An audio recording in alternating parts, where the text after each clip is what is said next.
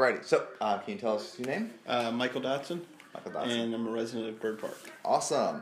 So how long have you been living here in Bird Park, Michael? 16 and a half years. 16 years, and has all been in this residence Yes. here? Awesome.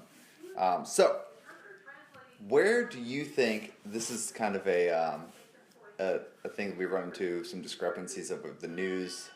News articles say that like the Bird Park boundaries are here, and then like the actual boundaries are here, so there's some discrepancy. To you, where are the Bird Park boundaries? What would you say is the end of the Bird Park neighborhood? Historically, and when I moved here, it's always been Robinson to Meadow, south of the Expressway to Lakeview. Yes. So I know the city has incorporated everybody on Meadow down to Hamilton, so the Civic League has kind of incorporated that in, and they also show us kind of being over Williamsburg Terrace. Yes. But that's always had its own civic association. Yeah. Cool. So there's been a couple, I know Dogwood Dell is not technically part of Bird Park, but with the parks being right there, Dogwood being right across of whatever the boulevard where the Nook Bridge comes across, have you run across any instances of like people associating that with the Bird Park neighborhood, or is that not something Not you with really the see? neighborhood. No. Not with the neighborhood. No. Okay. Very cool. Do you have a favorite aspect or amenity of the area? Something you're just like really psyched on, that you really enjoy, like living near? I think it's the park, because you're sandwiched in by the park on two sides. Yeah. So. Yeah, right on. Very cool. Alright, so kind of along the amenities line here, grocery shopping. Where do you do your grocery shopping? Kroger. Kroger, the one up in Carytown? Okay, cool. It seems. Do you walk, drive, bike? Drive, generally. Drive, Usually it's on my way to or from the gym, so I stop. Yeah, makes for a quick stop. Very cool.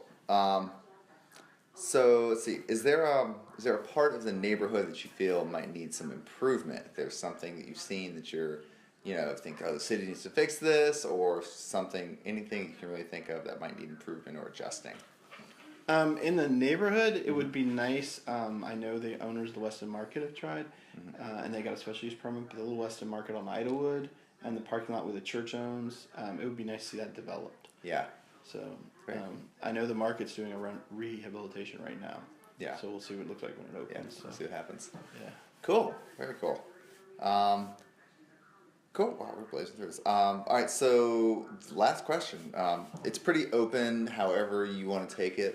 Just looking for if you have any like noteworthy memories or stories or anything that involves the neighborhood that maybe you'd like to share. Something, if anything, you're like really excited about, or you just like remember and like sticks in your mind as like a bad apple, or like any sort of noteworthy memory.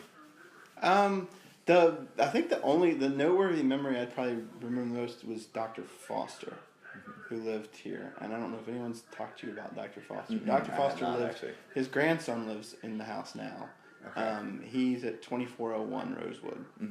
And Dr. Foster was one of the first African Americans to move in the neighborhood when integration happened in 54. Okay. And he was a very big part of the neighborhood. And he passed away probably 6 or 7 years ago. Okay. But he greeted everybody with a story. Yeah. And he always could make up a story. He'd ask you your dog's name or your kid's name, and he'd make up a rhyming story about it. Oh, really? So, and that was kind of when I first moved here. That's when I was moved here. It was a very friendly and open neighborhood. Yeah. And that made a difference because, we couldn't afford the fan. Yeah. But we were worried about moving over here because this was not the fan. This was not very gentrified when we moved over here. Yeah. And I didn't want to live in a totally gentrified over prosperity. I didn't live too close to VCU. Yeah. So this kind of fit, and he was very welcoming. So, and I remember he always would greet your dog and talk to you for a few minutes, ask you how your day was going. So yeah. And it's sad because I think the Mr. Garner who lived on Maplewood, all the older African Americans who moved here in 54 to 56 that were here when I moved here, all of them are gone. So and they were a big part of the civic fabric when I moved here. Oh, interesting. So, have you seen? Is that just like kind of age coming in, or is that there? No, they all bought their houses when they were in their 20s and 30s and the 50s. So wow. They're passing away in their 70s, 80s, and 90s. Okay. So, Very cool. And most of their children. He was one of the ones. Most of their children have their own houses. So just like anywhere else, grandparents die. Yeah. You don't need the house. You don't want to keep it as a rental. So they sell it and they've changed over. So interesting. Have you seen any sort of any like pattern of like new people that move in? Yes. Yeah. All white and Yeah. young. Yeah. So That's when I moved here in 2001, it was 70% African American, and I think we're down to 40%. Yeah.